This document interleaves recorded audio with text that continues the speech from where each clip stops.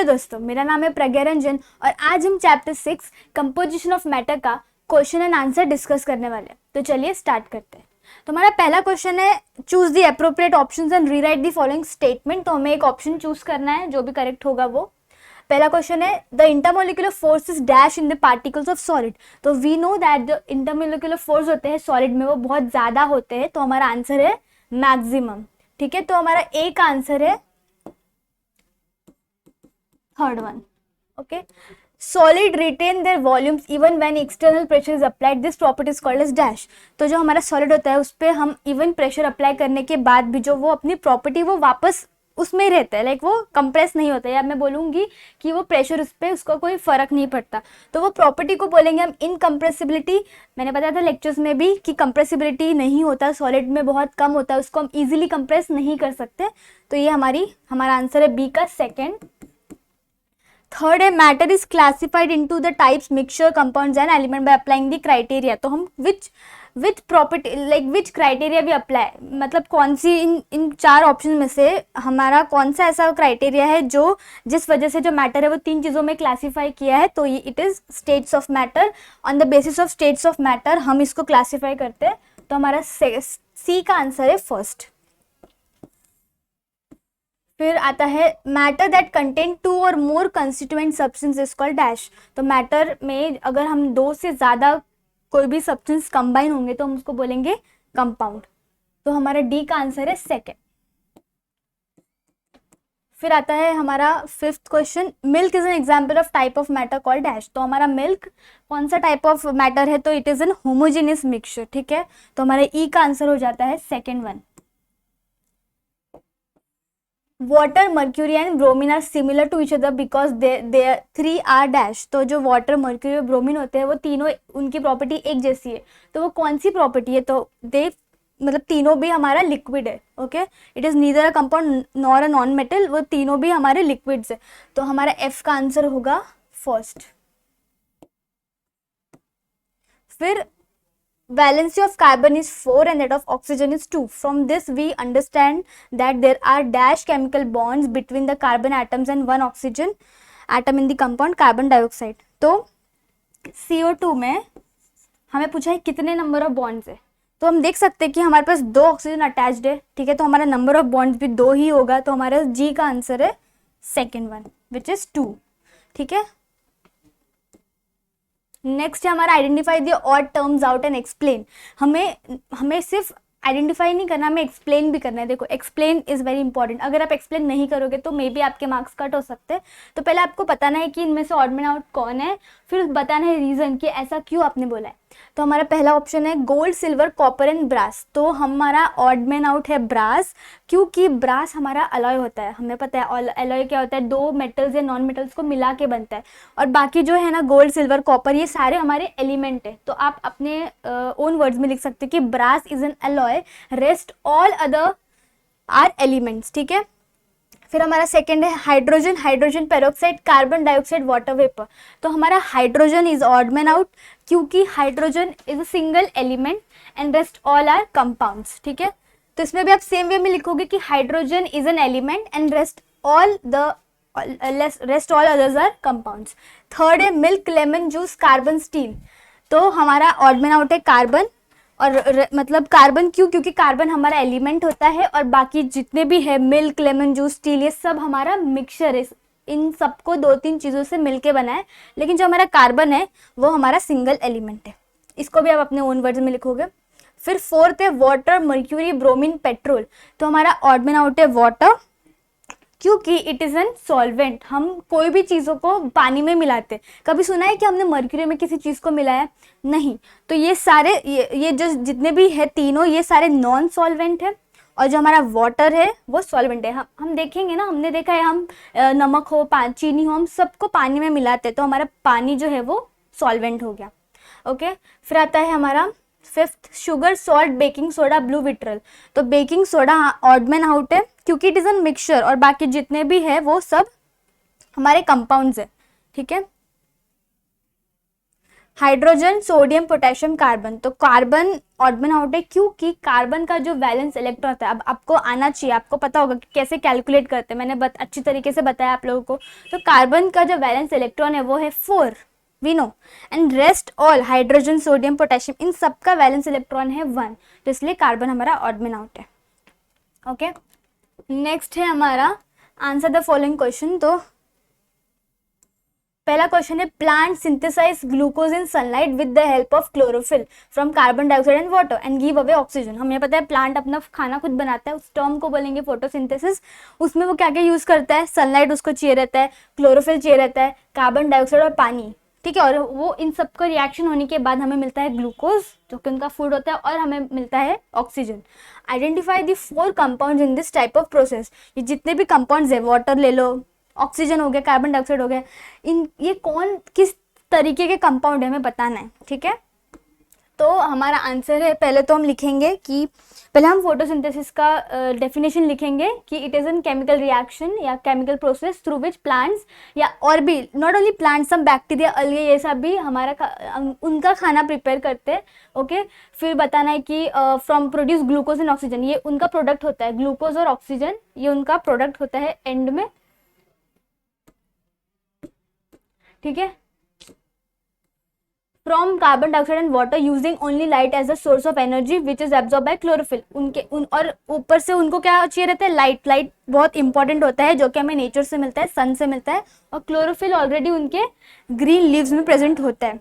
तो रिएक्शन भी लिखेंगे कि carbon dioxide plus water gives glucose and oxygen, ठीक है, ये एक पार्ट हो गया। फिर हमको पूछा है कि जितने भी चीजें लगे हैं इसमें, जितने भी हमें कंपाउंड फॉर्म हुए हैं वो कौन सा कंपाउंड है। हमें पता है कंपाउंड्स का क्लासिफिकेशन क्या क्या था, organic, inorganic and complex compound. तो हमें बताना है कि ये सारे क्या है। तो पहला हम कार्बन डाइऑक्साइड अगर लेंगे तो it is an organic compound. Organic compound क्या था, जो अपने पीछे रेसिड्यू छोड़ जाता है। ओके, फिर जो H2 है हमारा वाटर, वो भी हमारा ऑर्गेनिक कंपाउंड है। फिर जो हमारा C6H12O6, इसको हम ग्लूकोज बोलते हैं, ये ग्लूकोज का मॉलिक्यूलर फॉर्मूला है। तो ग्लूकोज भी हमारा ऑर्गेनिक कंपाउंड है, ठीक है। और ऑक्सीजन हमारा एलिमेंट, इसमें लिखा नहीं है लेकिन ऑक्सीजन हमारा एलिमेंट हो गया। क्लोरोफिल जो है, जो इधर प्रेजेंट है, इधर लगा है हमको, वो हमारा हो गया कॉम्प्लेक्स कंपाउंड। मैंने बताया था chlorophyll is a complex compound क्योंकि उसके पास एक मेटल होता है which is I guess magnesium, right. तो क्लोरोफिल हो गया हमारा कॉम्प्लेक्स कंपाउंड। उसको हम ऑर्गेनोमेटल कंपाउंड भी बोल सकते हैं, लेकिन आपके टेक्स्ट बुक में क्योंकि कॉम्प्लेक्स कंपाउंड है तो आप कॉम्प्लेक्स कंपाउंड ही लिखो। तो हमने बता दिया कि जो जो चीज़ें लगे हैं फूड को बनाने के लिए या फोटोसिंथेसिस में, वो उन सब कौन से टाइप ऑफ कंपाउंड है, ठीक है। ओके, फिर हमारा आता है second question. In one sample of brass the following ingredients were found. तो हम जब हम ब्रास को बनाते हैं तो हमें पता है ब्रास इज एन अलॉय, तो हमें बहुत सारे अलग अलग चीज़ें लगते हैं। तो हमें लगता है कॉपर विच इज 70% और जिंक होता है 30%। क्या पूछा है, identify this solvent, solute and solution from this. तो जब ये बनता है तो हमें पूछा है कि इसमें से सोल्यूशन कौन है, सॉल्वेंट कौन है, सल्यूट कौन है, ठीक है। तो brass is an alloy, it is made up of पहले कॉपर एंड जिंक, ये दोनों से बनता है, कॉपर और जिंक से, ठीक है। फिर brass as a solid solution consisting of zinc as solute. तो ब्रास बेसिकली सोल्यूशन होता है, हमें ब्रास बनाना है तो इट इज एन सोल्यूशन, ठीक है। अब उसमें जो जिंक होता है वो हमारा सोल्यूट होता है और वो डिसॉल्व होता है कॉपर में। तो जिसमें डिसॉल्व हुआ वो क्या हो गया, हमारा सॉल्वेंट। तो कॉपर हो गया हमारा सॉल्वेंट, जिंक हो गया हमारा सोल्यूट, एंड जो हमारा ब्रास है वो हो गया हमारा सोल्यूशन, ठीक है। फिर हमारा थर्ड क्वेश्चन है, sea water taste salty due to the dissolved salt, the salinity या proportions हम बोलेंगे तो of some water bodies, Lonar lake 7.9, Pacific Ocean 3.5%। Okay, तो explain 2 characteristic of mixtures from the above information. हमें पता है सी वाटर में बहुत कुछ रहता है तो इट इज एन मिक्सचर, लेकिन अब बोला है कि हमें प्रॉपर्टी बताना है मिक्सचर का कि what are the characteristics of mixture. तो हमने लेक्चर्स में हमने एक चार्ट देखा था कंपाउंड एलिमेंट और मिक्सचर का। तो उसमें से आप कोई भी, जितने भी 3 पॉइंट्स मैंने लिखे तो आप 3 पॉइंट्स है उसमें तो आप लिख सकते हो। तो क्या क्या है, पहला कैरेक्टरिस्टिक क्या है, constituent substance of a mixture are 2 or more elements और कंपाउंड। तो हमें पता है मिक्सचर 2 या 2 से ज़्यादा एलिमेंट या कंपाउंड को मिला के बनता है, इसलिए उसका नाम मिक्सचर है। The proportion of constituent substance in a mixture can change. Proportion is not same, it can change. वो हमेशा चेंज होता रहता है, it is not fixed. The properties of constituent substance are retain in the mixture. जो हमारी उनकी properties होती है वो सेम नहीं होती, क्योंकि उनके मतलब क्या क्या डालते हैं वो अलग अलग होता है, तो इस वजह से उनकी प्रॉपर्टी भी फिक्स नहीं होती, प्रपोर्शन भी चेंज होता है और इवन उसकी प्रॉपर्टीज भी अलग अलग होती है। तो फिर आता है हमारा फोर्थ क्वेश्चन, ठीक है, थर्ड हमारा हो गया। फोर्थ क्वेश्चन है गिव 2 एग्जांपल्स ऑफ ईच। तो वी हैव मेनी क्वेश्चंस और हमें उनका 2-2 एग्जांपल देना है, जितना भी बोला है उतना भी, तो 2 बोला है तो आप सिर्फ 2 देना, अगर मेंशन नहीं किया तो भी आप अपने मर्जी से जितना आपको उस टाइम पे याद होंगे उतने आप एग्जाम्पल्स दे सकते हो। तो पहला है हमारा लिक्विड एलिमेंट। तो लिक्विड एलिमेंट के एग्जाम्पल हमें देने हैं, तो हमारे पास है मर्क्यूरी एंड ब्रोमीन। ये हमारा लिक्विड एलिमेंट है मर्क्यूरी ब्रोमीन। आप जो आपको उस मतलब आपके एग्जाम्पल भी आप लिख सकते हो खुद के। गैशियस एलिमेंट पूछा है तो मैं मैंने लिखा है नाइट्रोजन एंड ऑक्सीजन। आप कार्बन डाइऑक्साइड भी लिख सकते हो, वो भी हमारा गैशियस एलिमेंट ही हुआ। नहीं, एलिमेंट पूछा है ना, तो आप लिखो ऑक्सीजन, नाइट्रोजन, बहुत सारे, तो आप कोई भी लिख सकते हो, हाइड्रोजन भी लिख सकते हो। फिर सॉलिड एलिमेंट पूछा है तो सोडियम हो गया, पोटेशियम हो गया, सारे सॉलिड एलिमेंट होते हैं, ये नेचर में सॉलिड फॉर्म में होते हैं। फिर पूछा है होमोजेनियस मिक्सचर, तो शुगर इन वाटर, अब शुगर इज एंड वाटर को जब आप मिक्स करोगे तो it is N homogeneous mixture. Even salt and water भी हमारा होमोजेनियस मिक्सचर होता है। नेक्स्ट हमारा कोलॉइड, तो कोलॉइड का एग्जांपल हो गया मिल्क हो गया, एक बटर हो गया। ऑर्गेनिक कंपाउंड पूछा है तो ऑर्गेनिक कंपाउंड में हमने टेक्स्ट बुक का ही एग्जांपल ले लिया, प्रोटीन, कार्बोहाइड्रेट्स एंड मैनी, बहुत सारे एग्जांपल, आप कोई भी 2 लिख सकते हो। कॉम्प्लेक्स कंपाउंड पूछा है तो क्लोरोफिल हो गया, हीमोग्लोबिन हो गया। क्यों कॉम्प्लेक्स? क्योंकि दोनों में एक मेटल प्रेजेंट होता है। Okay, then next is inorganic compound, तो हमने ले लिया रस्ट एंड कॉमन सॉल्ट, ये हमारा इनऑर्गेनिक कंपाउंड हो गया।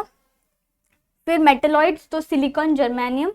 एलिमेंट्स विथ वैलेंसी 1, तो जितने भी एलिमेंट्स हैं जिनके वैलेंसी 1 है उनमें से 2 कोई लिख दो, तो सोडियम की वैलेंसी 1 है और हमारे हाइड्रोजन की वैलेंसी भी 1 है। फिर एलिमेंट विथ वैलेंसी 2, तो मैग्नीशियम और कैल्शियम, ये 2 है जिनकी वैलेंसी है 2। ठीक है, फिर आता है right the names and symbols of the constituents element and identify the valencies from the molecular formula given below. तो 2 पार्ट्स है इसके, हमें सिंबल और नेम भी लिखने हैं उसके, जो भी कंपाउंड्स है, एलिमेंट्स है, और हमें आइडेंटिफाई करना है कि उनकी वैलेंसी क्या है। ठीक है, तो हम कॉलम्स एंड चार्ट्स बनाएंगे, पहले अच्छे से प्रेजेंट करेंगे उसको।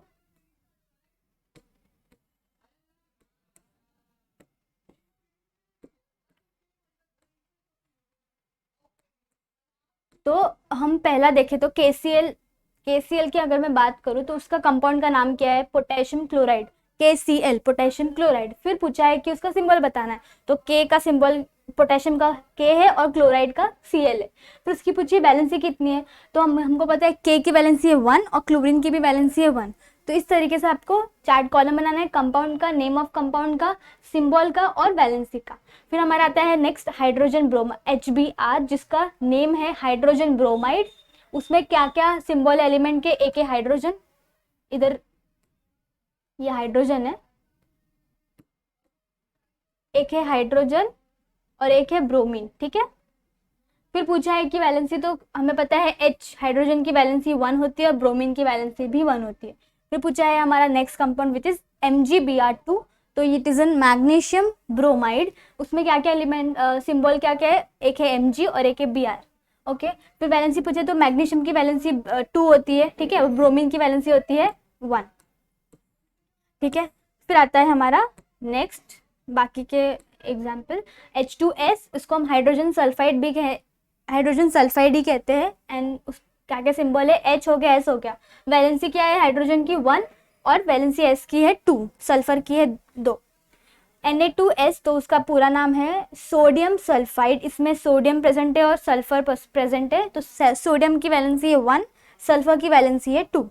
FeS पूछा है तो आयरन सल्फाइड, उसमें आयरन Fe सिंबल है और S विच इज सल्फर, उसकी F की भी वैलेंसी है 2 और सल्फर की भी वैलेंसी है 2। अभी पूछा है BaCl2, तो it is barium chloride. Okay, तो Ba और Cl प्रेजेंट है और B का है 2 और Cl का भी 2 है।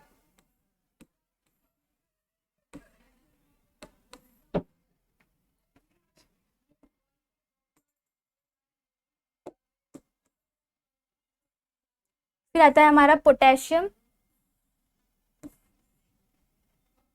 K2O which is potassium oxide. उसमें क्या क्या प्रेजेंट है, के और ओ।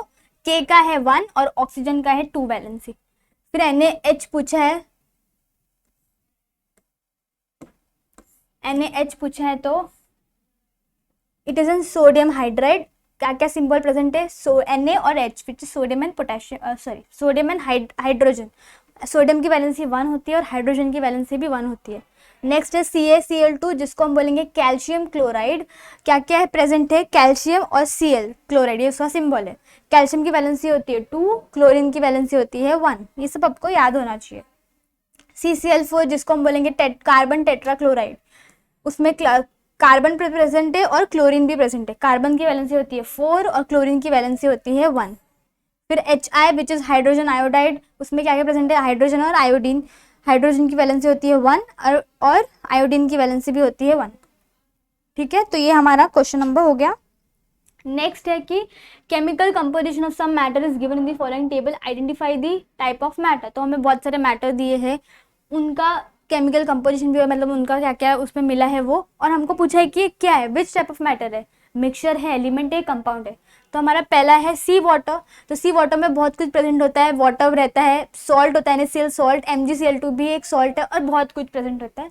तो क्योंकि बहुत कुछ प्रेजेंट होने का मतलब होता है इट इज एन मिक्सचर। ठीक है, बताया था मैंने, तो इसका आंसर हो गया मिक्सचर। फिर बोला है डिस्टिल वाटर। डिस्टिल वाटर में सिर्फ होता है हमारा वाटर विच इज H2O।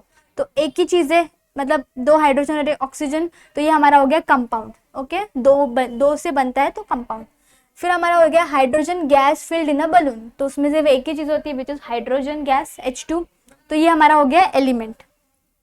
फिर बोला the gas in LPG cylinder. तो उसमें होता है गैस होता है C4H10 प्लस C3H8 और ये होता है हमारा मिक्सचर। फिर होता है बेकिंग सोडा जिसका फॉर्मूला, मतलब ये NaHCO3 बेकिंग सोडा का फॉर्मूला है या उसका ये मॉलिक्यूलर फॉर्मूला है। तो इट इज ऑल्सो मिक्सचर, देखो उसमें सोडियम भी, हाइड्रोजन भी है, कार्बन भी, ऑक्सीजन भी है, बहुत कुछ मिला है, तो इस वजह से उसका नाम हो गया like it is a mixture. Pure gold बोला है तो Au उसका सिंबल है। ठीक है, गोल्ड का, तो गोल्ड एक ही है तो वो हमारा एलिमेंट हो गया। फिर होता है गैस इन ऑक्सीजन सिलेंडर, तो O2 it is also an element. Bronze बोला है तो ब्रोंज 2 चीजों से बनता है, कॉपर एंड लेड। ये टिन है आई गेस, हाँ टिन है, तो इट इज एन मिक्सचर, 2 चीजों से बना तो it is an mixture. Diamond बोला तो उसमें कार्बन होता है, diamond is an allotrope of carbon, तो कार्बन एक ही चीज है तो it is an element. Heated white powder of blue vitriol, तो CuSO4 फॉर्मूला है, तो CuSO4 कंपाउंड हो गया हमारा। लाइमस्टोन पूछे तो उसका फॉर्मूला है CaCO3, it is also compound. Dilute HCl plus H2O होता है तो वो हमारा कंपाउंड हो गया। ठीक है, तो ये थे हमारे सारे क्वेश्चंस। नहीं, एक और बाकी है, राइट साइंटिफिक रीजन। तो हमें रीजन बताना है कि ऐसा क्यों होता है। तो पहला है hydrogen is combustible, oxygen helps combustion but water helps in extinguish fire. तो आप ये आपके मन में भी सवाल आया होगा जब मैं आपको पढ़ा रही होगी कि हाइड्रोजन तो भाई कंबस्टाइल है, मतलब वो फटाक से फायर कैच कर लेता है, इवन ऑक्सीजन भी कंबशन में हेल्प होता है, लेकिन जो वाटर फॉर्म होता है वो लिक्विड होता है। तो वो वाटर, हमें पता है वाटर पानी को बुझाने में काम आता है, तो ऐसा क्यों होता है। तो matter is made up of 2 atoms. जो हमारा H2O बना है वो 2 चीजों को मिला के बना है, एक होता है हमारा हाइड्रोजन और एक होता है oxygen. Hydrogen is inflammable gas और ऑक्सीजन भी हमारा सपोर्ट करता है कंबशन को। Water does not possess the characteristics of them, पर जो पानी होता है जो उनसे ही बनता है वो उनके कैरेक्टरिस्टिक्स नहीं अपनाता। क्यों? Because a compound does not have properties of its constituent element. ये एक प्रॉपर्टी है कंपाउंड्स की कि वो अपने एलिमेंट के जैसा नहीं होता, वो उससे अलग होता है। ठीक है, तो क्योंकि वो उसके जैसा नहीं होता तो उसकी प्रॉपर्टी भी, water has its own property, तो वो क्यों उनके जैसा बिहेव करेगा, उसकी खुद की प्रॉपर्टी है। तो इस वजह से water is water is useful for extinguish fire, वो आग को बुझाने के काम आता है। ठीक है, नेक्स्ट है constituent substance of a colloid can not be separated by ordinary filtration. हमको पता है कोलॉइड के जो पार्टिकल्स होते हैं वो फिल्टर पेपर से सेपरेट नहीं होते। क्यों नहीं होते? क्योंकि जो पार्टिकल्स होते हैं कोलॉइड के are very small size as compare to the filter paper. जो फिल्टर पेपर होता है उसका साइज बहुत ज़्यादा होता है और कोलॉइड का साइज फिल्टर पेपर के साइज से कम होता है। This means that filtering any colloid with the filter paper will allow the colloid particle to pass through it and thus. ठीक है, तो अगर उसको हम पास करेंगे फिल्टर पेपर से तो कुछ भी बचेगा नहीं ऊपर, सबके सब चीज़ें नीचे चले जाएंगी क्योंकि उसकी कोलॉइड की पार्टिकल बहुत स्मॉल होती है फिल्टर पेपर के हिसाब से। तो इट और एवरीथिंग विल गो पास हो जाएगा, दस नो रेसिड्यू इज लेफ्ट, तो जो ऊपर सरफेस पे कोई रेसिड्यू नहीं बचेगा। Therefore constituent substance of a colloid can not be separate by ordinary filtration, तो कुछ बचेगा ही नहीं, तो हमें मालूम कैसे चलेगा कि क्या फिल्टर हुआ है, तो इस वजह से वो फिल्टर नहीं होता। थर्ड है कि लेमन शरबत है sweet sour and salty taste and it can be poured in a glass. जो लेमन होता है मतलब जो नींबू पानी होता है, लेमन शरबत होता है, उसमें होता है सॉल्ट, मीठा भी होता है और थोड़ा सॉल्टी भी होता है और थोड़ा खट्टा। खट्टा क्यों? क्योंकि लेमन खट्टा होता है हमारा, लेकिन उसको जब हम मतलब डालते हैं, पोर करते हैं, तो वो ग्लास में करते हैं। क्यों करते हैं ऐसा? तो कंसिडरेंट नहीं है, नहीं है। Lemon sharbat has a sweet sour and salty taste and it can be poured in a glass because sour taste का मतलब होता है उसमें क्या है, एसिड है। एसिड जो हमारा सोर होता है, सिट्रिक एसिड, लेमन में एक एसिड होता है उसका नाम होता है सिट्रिक एसिड, इस वजह से लेमन होता है सोर मतलब खट्टा। And if acid is poured in a vessel made up of metal, हमें पता है एसिड और मेटल को अगर हम लाइक कांटेक्ट में आएंगे तो रिएक्शन होगा, ठीक है। तो अगर मैंने उस चीज़ को किसी मेटल चीज़ों में, मेटल के वेसल में डाला, तो then acid react with metal and make it poisonous in the nature. कोई भी रिएक्शन होता है तो फिर मेटल और अगर एसिड, हमने देखा था रिएक्शंस तो बहुत पॉइजनस होगा, वो हम पी नहीं सकते वो चीज़ को, तो इसलिए हम मोस्टली हम उसको किस में पोर करते हैं? ग्लास में। ग्लास मटेरियल में ज़्यादा हम उसमें पीते हैं, मेटल के वेसल में हम नहीं डालते उसको, ताकि कोई एक मतलब रिएक्शन ना हो और हमें कुछ प्रॉब्लम ना हो। फिर फोर्थ है solid matter has the properties of definite shape and volume. तो जो सॉलिड होता है उनका प्रॉपर्टी लाइक उनका एक डेफिनेट शेप होता है और डेफिनेट वॉल्यूम होता है। क्यों होता है? क्योंकि solid has the property of definite shape and volume, क्योंकि जो इंटरमोलिकुलर फोर्स ऑफ अट्रैक्शन होता है is very high. Intermolecular attraction बहुत ज़्यादा होता है और उनमें जो डिस्टेंस होता है पार्टिकल्स के बीच में बहुत कम होता है, इस वजह से उनका एक प्रॉपर शेप और वॉल्यूम होता है। ओके फिर लास्ट क्वेश्चन है deduce the molecular formula of the compound obtained from the following pairs of element by the cross multiplication method। ये मेथड मैंने आपको लेक्चर्स में सिखाया है कि हाउ टू कैलकुलेट। तो हमें पूछा है लाइक हमें C और Cl के बारे में पूछा है, तो हम बताएंगे कि ये देखो इधर पहले हम लिखेंगे कि कार्बन की वैलेंसी होती है 4 और क्लोरीन की वैलेंसी होती है 1। तो हम वी हैव 4 स्टेप्स। एक और स्टेप होता है लेकिन वो स्टेप कब काम आता है? जब आपको और रिड्यूस करना पड़ता है, रिड्यूस करेंगे तब, उसके लिए होता है वो। तो पहला स्टेप है राइट द सिंबल। पहले हम सिंबल लिखेंगे, कार्बन का सिंबल होता है C, क्लोरीन का होता है Cl। फिर स्टेप 2 होता है कि उसके नीचे उसकी वैलेंसी लिखो, जो भी वैलेंसी है उसकी। तो कार्बन के नीचे हमने 4 लिखा क्योंकि कार्बन की वैलेंसी होती है 4। क्लोरीन के नीचे हमने 1 लिख दिया क्योंकि क्लोरीन की वैलेंसी होती है 1। फिर हमको क्या करना है? थर्ड स्टेप में हमको क्रॉस मल्टीप्लाई करना है, जैसे हम मैथ्स में करते हैं। तो ये देखो, ये इसको C को 1 मिला और क्लोरीन को हो गया 4 मिला, तो फिर इस वजह से हमें मिलता है कार्बन के पास हो गया 1, तो इसलिए मैंने C लिखा है, और क्लोरीन के पास हो गया 4, तो इसलिए लिखा है Cl4। तो इस वजह से हमारा फॉर्मूला बनता है CCl4 क्रॉस मल्टीप्लाई करने के बाद। ये अगर आगे रिड्यूस होता तो हमारा एक और स्टेप ऐड होता था, लेकिन क्योंकि अब इसको हम और ज़्यादा रिड्यूस नहीं कर सकते, तो इस वजह से हमारे पास सिर्फ 4 स्टेप्स है। समझा ये कैसे किया? क्रॉस मल्टीप्लाई कार्बन के 4 थे और क्लोरीन के 1 थे, पर क्रॉस मल्टीप्लाई करने पे दोनों की वैलेंसी एक्सचेंज हो गई, तो कार्बन को मिला 1, C1 लिखो, C कुछ भी नहीं लिखो, एक ही होता है, और क्लोरीन की वैलेंसी हो गई 4। ठीक है, तो ये हमारा हो गया। फिर हमारा नेक्स्ट क्वेश्चन है हमारा नेक्स्ट है नाइट्रोजन एंड हाइड्रोजन। तो इन दोनों का बोला है, तो पहले हम इसमें भी हम पहला स्टेप होगा, पहले हम लिखेंगे NN, उसकी वैलेंसी लिखेंगे कि N की कितनी होती है 3, H की होती है 1। फिर हमारा पहला स्टेप है सिंबल लिखना, तो नाइट्रोजन का सिंबल है N, हाइड्रोजन का सिंबल है H। स्टेप 2 में हम उनके नीचे उनकी वैलेंसी लिखेंगे। तो इधर ऑलरेडी दिया है आपको, क्वेश्चन में ही दिया है आपको वैलेंसी, तो इजीली आप याद मतलब नहीं भी करके जाओगे तो भी इधर लिखा है, लेकिन आपको याद करना पड़ेगा क्योंकि मे भी आपके एग्जाम में ना दिया हो। ठीक है, तो नाइट्रोजन की वैलेंसी 3 होती है, हाइड्रोजन की होती है 1। ओके, फिर अब हमारा नेक्स्ट स्टेप है क्रॉस मल्टीप्लाई।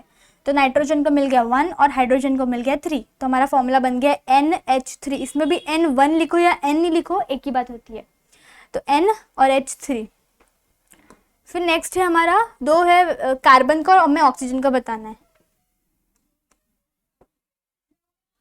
ठीक है, तो ये हमारा हो गया।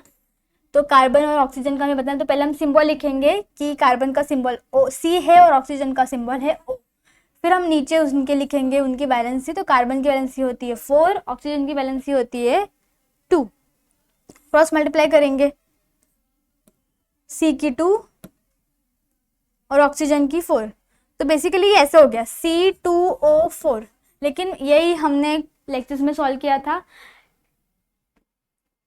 C2O4 हो गया, लेकिन हम इसको आगे रिड्यूस कर सकते हैं, लाइक 2 1 2 और 2 2 4, तो ये बेसिकली ये हो गया इसका कंपाउंड।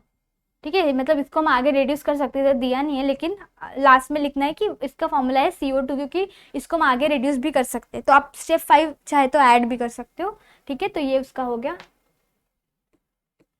नेक्स्ट है कैल्शियम और ऑक्सीजन का पूछा है।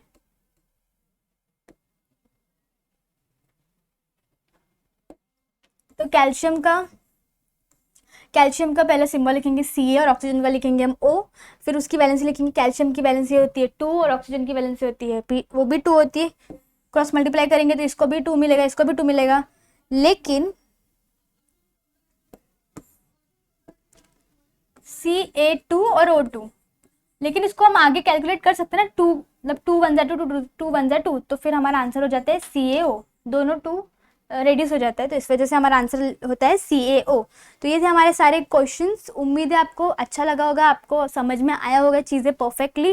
कुछ नहीं समझा होगा तो कमेंट सेक्शन में आप मुझे पूछ सकते हो, मैं आपको रिप्लाई कर दूंगी। ओके, तो वीडियो अगर मज़ा आया होगा तो वीडियो को ज़रूर लाइक करना, चैनल को सब्सक्राइब करना और अपने दोस्तों के साथ जितना हो सके उतना शेयर करना। ठीक है, थैंक यू।